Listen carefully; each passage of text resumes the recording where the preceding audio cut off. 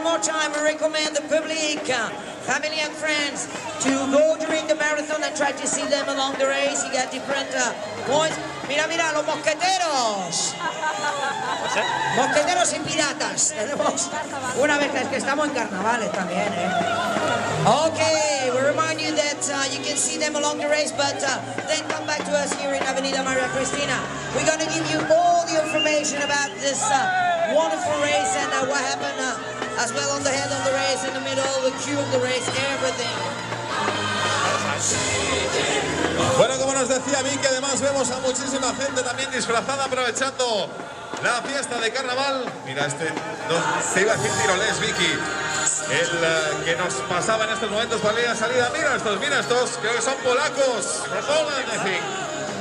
Los que vemos pasando por línea de salida, disfrazando absolutamente todos los colores, los que estamos viendo en esta línea de salida. Mira aquellos con las pelucas plateadas, absolutamente magnífica esta maratón de Barcelona. Y mira al fondo, mira el Palau Nacional, mira la Font Mágica y mira la de gente que todavía falta por tomar la salida en el día de hoy. Es que somos 15.075 atletas los que estábamos citados hoy en esta Avinguda María Cristina para disfrutar de esta nueva edición de Maratón de Barcelona.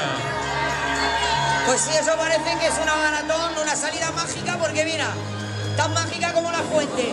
Delante ya hemos perdido la cabeza, delante sigue lleno y detrás sigue lleno. Una salida que va para rato. Bienvenido, bienvenido, buena carrera a todos. Y aquí tenemos ya liebres pasando con los globos de referencia. Estos son los de las 3:45 con estos globos rojos y que van a ayudar a que cada uno pueda mantenerse en el tiempo que se ha marcado. You see the pacemakers with the balloons. The red one just passed in front of us, in front of the tribune with the 3:45 on it. And we go on and on and on and on and on with the slow start. Good luck to everybody, good luck to all of you. Enjoy, oye, vámonos.